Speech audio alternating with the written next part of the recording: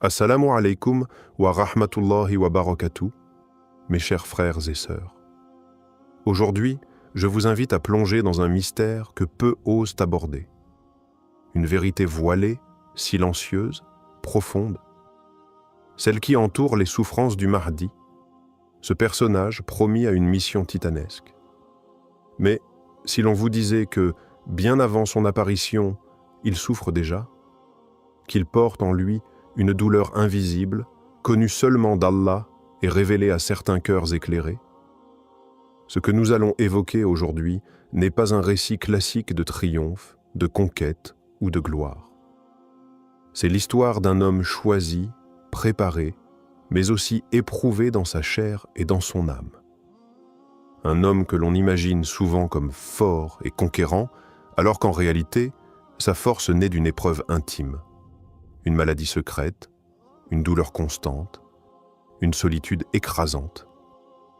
Des savants comme Ibn Arabi ont laissé entrevoir des signes, des visions, des intuitions profondes.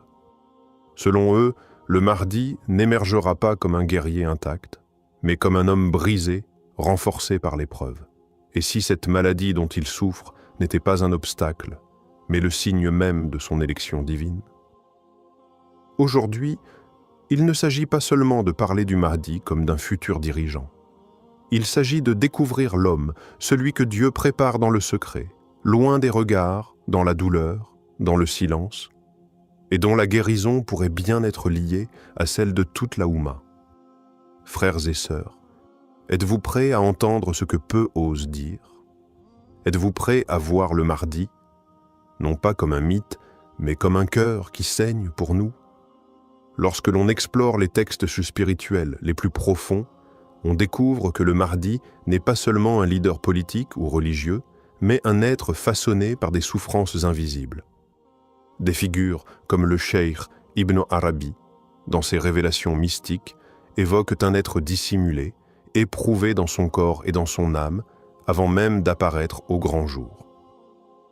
Dans ses écrits, Ibn Arabi ne décrit pas le Mahdi comme un homme sans faille, mais comme un serviteur brisé et humble, portant en lui le poids d'un immense secret. Il parle d'un homme caché parmi les gens, vivant dans l'anonymat, supportant des douleurs que peu peuvent y comprendre. Ces souffrances ne sont pas là par hasard. Elles sont un langage, un rappel, un pacte silencieux entre Allah et son serviteur. Certains textes anciens rapportent que le Mahdi serait affecté par une douleur physique continue, une faiblesse corporelle qui contraste avec la puissance spirituelle qu'il incarne. Il ne s'agit pas de simples maladies comme nous les connaissons, mais de blessures symboliques liées au destin de l'humanité. Sa douleur serait le miroir de celle de la Oumma. Plus elle est affligée, plus lui aussi est touché. D'autres savants parlent de nuit noire spirituelle, de solitude extrême, de silence imposé. Le Mahdi n'est pas formé dans la facilité. Il est forgé dans l'épreuve, car seule l'épreuve purifie, élève, réveille. Et pour guider les cœurs brisés, il faut avoir connu la fracture de l'intérieur. Ce n'est pas un héros de conte, c'est un cœur choisi, éprouvé, élevé. Et ses souffrances sont la première révélation de sa grandeur. Avant même la lumière, vient la brûlure. Les souffrances du Mahdi ne sont pas une simple fatalité. Elles portent une signification profonde, enracinée dans la tradition prophétique et la sagesse divine. Dans l'histoire de l'humanité, aucun envoyé, aucun homme choisi par Allah n'a été exempt d'épreuves. La douleur devient alors un sceau d'authenticité, une preuve de la proximité d'Allah. Le Mahdi, comme les prophètes avant lui, est purifié par la maladie et l'oppression silencieuse. Ce n'est pas une punition, c'est un affinement. Allah façonne ainsi ses élus, en brisant leurs attachements à ce bas monde, en les rendant entièrement dépendants de lui. Chaque douleur ressentie par le Mahdi l'arrache un peu plus à la dunya et l'élève vers l'invisible. Des savants disent que cette douleur est un secret entre Allah et son serviteur, une conversation muette, continue, qui l'accompagne jour et nuit. Elle le protège de l'orgueil, de l'impatience, de la colère. Elle le garde humble, doux, silencieux. Elle le pousse à se réfugier dans la prière, dans l'invocation, dans les larmes.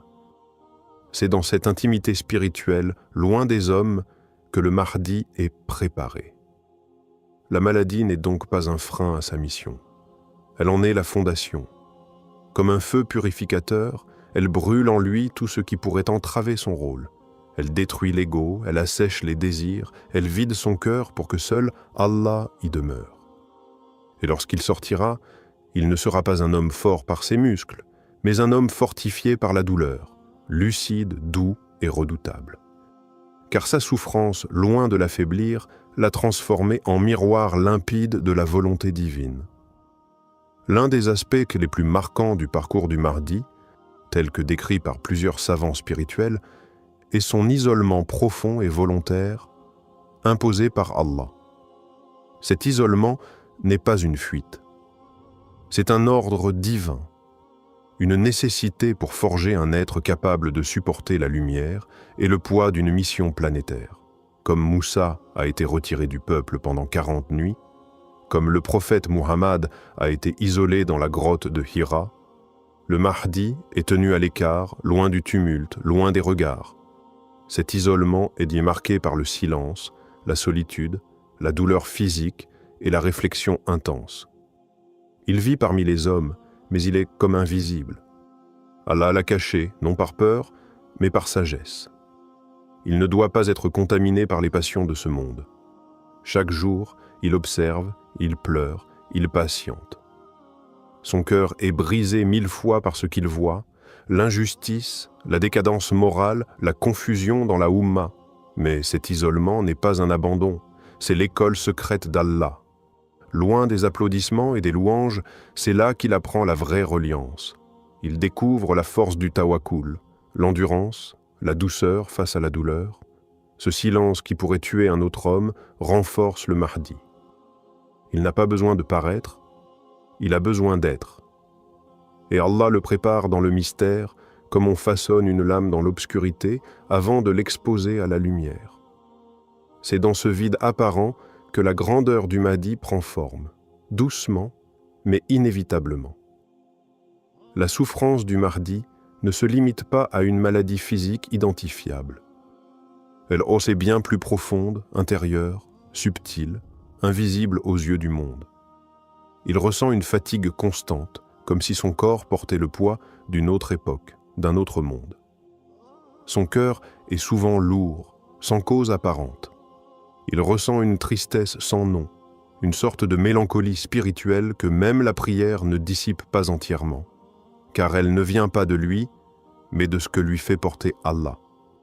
Parfois, il est pris d'angoisse silencieuse, de douleur dans la poitrine, de fièvre qui ne laisse aucune trace, des maux qui ne se guérissent ni par les remèdes ni par le repos. Ce sont des symptômes de l'âme, des blessures profondes liées à son destin. Il est le cœur battant d'une Oumma malade, et chaque battement est teinté d'un écho du mal qui touche la communauté. Il connaît aussi les douleurs du doute, non pas envers Allah, mais envers lui-même.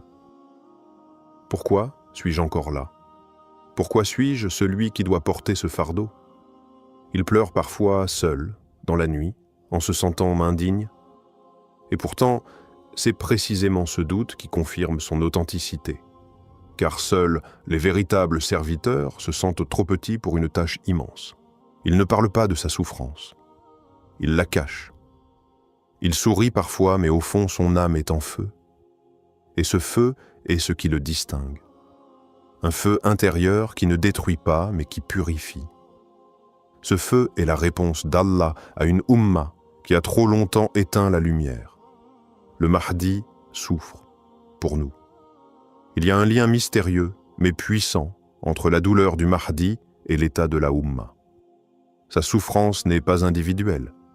Elle est le reflet direct de notre désunion, de notre éloignement d'Allah, de nos péchés collectifs. Plus l'injustice se répand, plus la foi s'affaiblit, plus l'obscurité gagne le cœur des musulmans, plus le Mahdi ressent en lui un poids invisible. Il est comme un miroir spirituel. Ce que vit la communauté, il le porte dans sa chair. chaque larme d'un orphelin abandonné, chaque oppression vécue par un musulman, chaque mosquée profanée, résonne en lui comme une blessure ouverte. Il ressent tout cela avec une intensité que personne ne peut comprendre. Allah a placé en lui une sensibilité spirituelle hors norme, afin qu'il soit capable de représenter, par sa propre douleur, les maux profonds de toute une nation. Mais cette souffrance n'est pas vaine. Elle est le prélude au réveil. Elle est comme les premières secousses avant la délivrance. Car quand la douleur atteint son apogée, quand l'injustice devient insupportable, le Mahdi est alors prêt à apparaître. Sa guérison viendra avec le réveil des cœurs, avec le retour vers Allah, avec l'unité retrouvée.